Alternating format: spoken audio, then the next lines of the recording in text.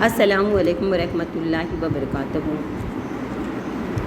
बिस्मिल्लाहिर्रहमानिर्रहीम। बच्चों, आज हम 8वीं कक्षा की पहली इकाई का आखिरी पहली इकाई की आखिरी कविता ये आज हम पढ़ेंगे। तमाम बच्चे कविता पर ध्यान देंगे। देखो बेटा, कविता है आपकी कदम मिलाकर चलना होगा। इसके रचयिता, इसके कविताकार कौन है? अटल बिहारी वाजपेयी। कविताकार ने अपने विचारों को किस प्रकार यहाँ व्यक्त करने की कोशिश की है, हम कविता के पदों द्वारा समझेंगे। जैसे कविताकार ने क्या कहा है? बाधाएं आती हैं आए, घिरे प्रलय की घोर घटाएं, पाँव के नीचे अंगारे, सिर पर बरसे यदि ज्वालाएं, निज हाथों से हंसते हंसते आग लगाकर जलना होगा, कदम मिलाकर चलना होगा। देखो बच्चों, यहाँ पर कविताकार ने किस प्रकार समझाने की कोशिश की है, अर्थ भी लिखते चलेंगे साथ साथ में। बाधाएं आती हैं आए, बाधाएं का अर्थ है अड़चन, रुकावट। आती है आए, घिरे प्रलय यानी विनाश। पहले अर्थ लिख लो, फिर आपको समझाती हूँ। प्रलय यानी विनाश। घोर घटाएं, पाँव के नीचे अंगारे यानी आग के गोले, सिर पर बरसे यदि ज्वालाएं का अर्थ क्या है? आग की लपटें। निज हाथों से, निज यानी खुद के हाथों से, निज यानी खुद स्वयं, हंसते हंसते आग लगाकर जलना होगा, कदम मिलाकर चलना होगा। देखो बेटा, यहाँ पर कविताकार ने क्या समझाने की कोशिश की है? कवि कहते हैं कि जीवन में तरह तरह की अड़चनें और रुकावटें आती रहती हैं। देखा है ना बेटा आपने, यह संसार में जो हमें जीवन मिला है उसमें बहुत सारी रुकावटें भी आती हैं। हाँ, बहुत सारी समस्याएं उत्पन्न होती हैं। इन रुकावटों से हमें डरना नहीं चाहिए, हमें घबराना नहीं चाहिए, हमें इनकी परवाह न करके इनका सामना करना चाहिए। वे कहते हैं कि बाधाएं आती हैं तो आए, उन्हें आने दो। देखो, बाधाएं आती हैं और आएंगी, रुकावटें आएंगी हमारे जीवन में, भले प्रलय की आशंका ही क्यों न हो। हाँ, हमारे मार्ग में आग के अंगारे ही क्यों न बिछे हों, चारों ओर से विपत्तियों ने घेर क्यों न रखा हो, पर हमें इनकी परवाह न करके इन कठिन परिस्थितियों में तप कर अपने आप को निखारना होगा। देखो बेटा, एक जैसे सोने को पहले कोई रूप देने के लिए उसे पिघलाया जाता है, फिर बाद में वो निखरता है, उसका फिर बाद में रूप दिया जाता है, हार अंगूठी इस तरह बनाए जाते हैं। तो मानव जो है इन विपत्तियों से, इन समस्याओं से जूझ कर ही तो निकलेगा। हाँ, हमें सदा कदम से कदम मिलाकर आगे बढ़ते रहना होगा। और ये विपत्तियाँ, ये तकलीफ़ें हमारी दूर कैसे होगी? हमें अपने अकेले नहीं, बल्कि हमें जो है एक होकर, हमारे अंदर क्या होना चाहिए? एकता। जब हमारे अंदर एकता की भावना होगी तो हम किसी भी समस्या हो, कितनी भी बड़ी क्यों ना हो, हम उसका समाधान अवश्य ढूंढ लेंगे। ठीक है? तो इसमें जो है हमें कदम मिलाकर चलने के लिए कविताकार ने उकसाया है। हाँ, तो हमें जो है अपने काम में संपूर्ण रूप से यदि सफलता चाहिए तो हमें कदम से कदम मिलाकर चलना होगा, एक दूसरे की सहायता करनी होगी, एक दूसरे से मिलकर अपनी समस्याओं का समाधान करना होगा। तब जो है मानव निखरेगा, अपनी समस्या का समाधान कर पाएगा। अब दूसरे दोहे में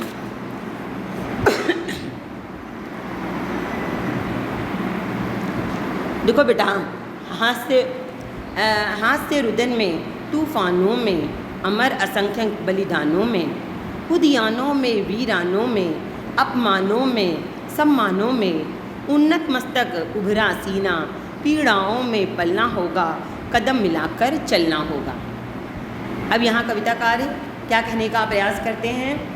हास्य, हास्य यानी हंसी, रुदन यानी रोना, तूफानों में अमर असंख्यक, असंख्यक यानी उर्दू में क्या बोलेंगे? लामहदूद, जो जिसकी कोई संख्या, जिसको हम गिन न सके, असंख्यक, बलिदानों में, बलिदान यानी कुर्बानी, उद्यानों, उद्यान यानी बाग, गार्डन, वीरानों में, अपमानों में, सम्मानों में, उन्नत यानी ऊंचा, मस्तक यानी सर, सिर जो है उन्नत यानी ऊंचा, मस्तक यानी सिर, उभरा सीना, सीना यानी छाती, पीड़ाओं में पलना होगा, कदम मिलाकर चलना होगा।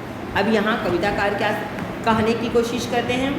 कवि कहते हैं कि जीवन में परिस्थितियाँ सदा एक सी नहीं रहती, कभी खुशियों का माहौल होता है तो कभी गम का। जीवन में कभी उथल पुथल की स्थिति आ जाती है तो कभी त्याग और बलिदान की आवश्यकता पड़ती है, कभी जीवन में हरियाली ही हरियाली होती है तो कभी उजाड़ और भयावह परिस्थितियों को भी झेलना पड़ता है। जीवन में कभी सम्मान मिलता है तो कभी अपमान भी सहना पड़ता है, पर हमें इससे निराश नहीं होना चाहिए। जीवन में इस तरह के उतार चढ़ाव आते ही रहते हैं, अतः हमें जीवन में आने वाले हर प्रकार के कष्टों को सीना तान कर हिम्मत के साथ सहन करना चाहिए। हमें सदा कदम से कदम मिलाकर निरंतर यानी हमेशा आगे ही आगे बढ़ते रहना चाहिए। समझे ना बच्चों? तो हमें चाहे कितनी भी परेशानियाँ आ जाए, कितनी भी पीड़ाएं आ जाए, लेकिन हमें उससे घबराना नहीं चाहिए, बल्कि हमें अपना मस्तक ऊंचा करना चाहिए और हमें जो है सीना तान कर उसका मुकाबला करना चाहिए। तब जाकर हम इन परिस्थितियों का मुकाबला कर सकेंगे। लेकिन इसके लिए शर्त क्या है? हमें जो है हमारे अंदर कौन सी भावना होना चाहिए? एकता की भावना होना चाहिए। हमें सब मिलकर हम जो है एक दूसरे की सहायता करके एक दूसरे की पीड़ाओं को दूर करने का प्रयास करें, तब जाकर हमारी ये कुर्बानी रंग लाएगी, तब जाकर हमें जो है इन समस्याओं से, इन जो है तकलीफ़ों से हमें छुटकारा मिल सकेगा। उसके बाद में देखो अगला है, उजियारे में अंधकार में, कल कछार में बीच धार में, घोर घृणा में पूत प्यार में, घोर घृणा में पूत प्यार में। आगे आपको है दूसरी जगह मैं बताती हूँ। क्षणिक जीत में दीर्घ हार में, जीवन के शत शत आकर्षक अरमानों में तुलना, अरमानों को दलना होगा, कदम मिलाकर चलना होगा। देखो पहले बेटा अर्थ लिख लो।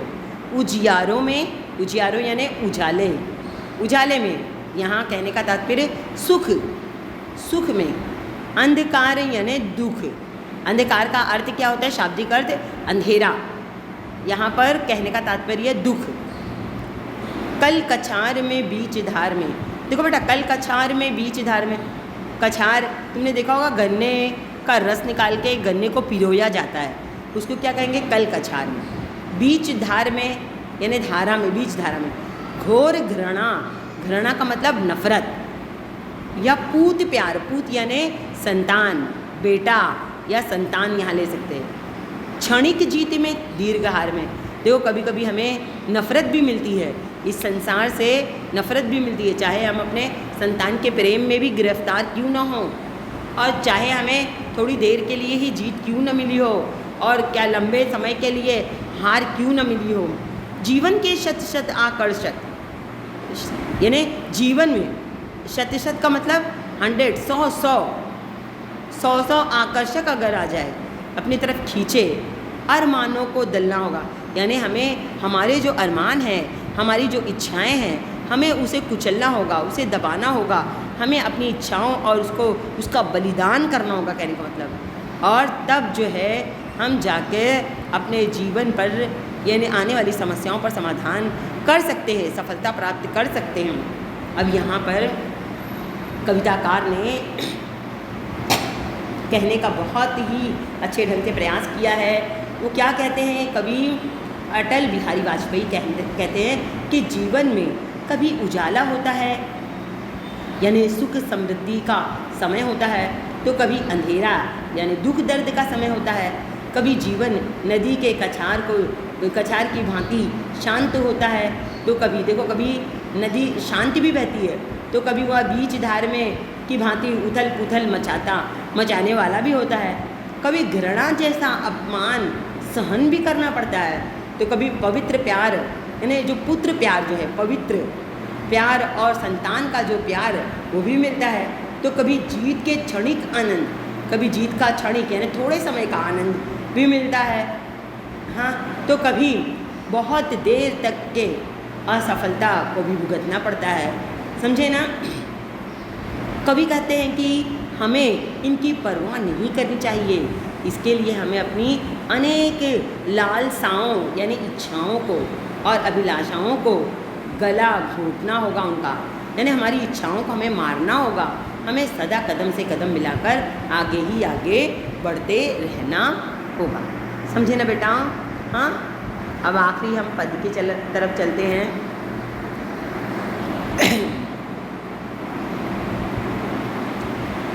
देखो बेटा ये सम्मुख चलेगा, ऊपर का हमने समझा दिए। सम्मुख फैला अगर ध्येय पथ, प्रगति चिरंतन कैसा इति अब, सुस्मित हर्षित कैसा श्रम शलथ, असफल सफल समान मनोरथ, सब कुछ देकर कुछ न मांगते, पावस बनकर ढलना होगा, कदम मिलाकर चलना होगा। देखो बेटा इसमें कठिन शब्द है, लेकिन आपको इसका अर्थ पहले समझना है। सम्मुख मतलब सामने, फैला अगर ध्येय, ध्येय का अर्थ क्या है? मकसद, उद्देश्य, एम हमारा। ध्येय पथ, अगर हमारे सामने हमारे मकसद के सामने अगर हमारे रास्ते, मकसद जो है हमारा हमारे मकसद का जो रास्ता है, जो मार्ग है, अगर प्रगति चिरंतर कैसा इति अब, हमें प्रगति चिरंतन यानी पुराना या लगातार, कैसा इति अब यानी समाप्ति, अब सुषमित हर्षित कैसा श्रम शलत। देखो बेटा अगर हमें अपने एम को पाना है तो चाहे हमें खुशी मिले या उसके लिए हमें बहुत मेहनत करना पड़े तो करना पड़ेगा ना। अगर हमें एम का अपने लक्ष्य को प्राप्त करना है, अपने मकसद को सफल बनाना है, अपने मकसद में हमें कामयाबी प्राप्त करना है, सफलता प्राप्त करना है, तो उसके अंदर सुष्मित हर्षित, देखो हर्षित यानी प्रसन्नता, सुष्मित यानी सुंदर, तो हमें हंसते हंसते मेहनत करना होगा। श्रम यानी मेहनत, और शल्त यानी थका हुआ, तो अगर हम चाहे उसमें थके भी मेहनत करने में, तभी भी हमें हंसते हंसते अपने कार्य को करना है। अगर हमें अपने मकसद में कामयाब होने के लिए, अपने उद्देश्य में सफलता प्राप्त करना है तो परिश्रम तो करना है। तो हम ये परिश्रम क्यों ना हंसते हंसते करें। जब हम हंसते हंसते अपने खुशी से, अपनी लगन से करेंगे तो अवश्य ही अपने एम को प्राप्त कर लेंगे। अपने एम में, अपनी उद्देश्य में हम सफलता प्राप्त कर सकेंगे, समझे ना बेटा। और असफल सफल समान मनोरथ, मनोरथ का मतलब इच्छा। असफल और सफल ये दोनों क्या है बेटा? एक दूसरे के विरुद्धार्थी शब्द हैं। सब कुछ देकर कुछ ना मांगते, पावस बनकर ढलना होगा। देखो बेटा सब कुछ देकर, अटल बिहारी वाजपेयी ने क्या कहा है? सब कुछ देकर कुछ ना मांगते, पावस बनकर ढलना होगा। यानी ऋतु बारिश जो है, जब बारिश वर्षा का पानी पड़ता है तो सबके लिए पड़ता है। देखो बेटा आपने देखा होगा, हमें कितने कवि ऐसे भी उदाहरण देते हैं कि पेड़ जो है अपना फल नहीं खाता, नदी अपना पानी नहीं पीती, दूसरे के काम आती है, पेड़ दूसरे के काम आता है। तो वैसे ही पानी, जो वर्षा पानी बरसता है वो सब पर एक तरह का बरसता है, सब कुछ देता है सबको, फिर पृथ्वी हरी भरी हो जाती है और हर प्राणी, हर जानदार बेजान, हर चीज़, जो पानी जो है सबके लिए आवश्यक है, सबको पानी देता है। लेकिन उसके बाद देने के बाद कोई चीज़ की लालच उसको नहीं रहती है। तो हमें भी ऐसा जीवन में करना होगा। हमें अपने लक्ष्य को पाना है, मेहनत करना है, और आगे बढ़ना है और हमें दूसरों का भला चाहना है। हमें ये काम मिलजुल कर करना है, दूसरे तकलीफ़ें ना उठाए, हमें दूसरों का भी ख्याल रखते हुए अपने मकसद को पाना है। समझे ना बेटा? ये नहीं है कि हमें अपने एम को पाने के लिए, अपने उद्देश्यों को पूरा करने के लिए हमें दूसरों को हानि पहुंचाना चाहिए। ऐसा हमें कभी नहीं करना है, बल्कि हमें ऐसा काम करना है कि हम दूसरों के काम आए। जैसे पावस बनकर जो है पावस जो है दूसरे के काम आता है, तो कविताकार ने हमें पावस बनकर ढलने के लिए कहा है। और इसके लिए किस चीज़ की आवश्यकता है? कदम मिलाकर चलना होगा। यदि हम एक दूसरे को इसी बात के तहत सहायता करें, यानी अपने उद्देश्यों को पाने के लिए हम एक दूसरे की सहायता करें, तो अवश्य हम एक न एक दिन अपने उद्देश्यों को प्राप्त कर लेंगे और यह संसार में हम सफलता हासिल कर सकेंगे। समझे ना? इसीलिए बेटा एकता में बल बताया गया है। समझे ना बेटा? आज हमारा देश अनेक धर्म के लोग रहते हैं, लेकिन अगर हम मिलजुल कर रहेंगे, हमारे अंदर एकता होगी, तो हमारे देश की ताकत और मजबूत होगी।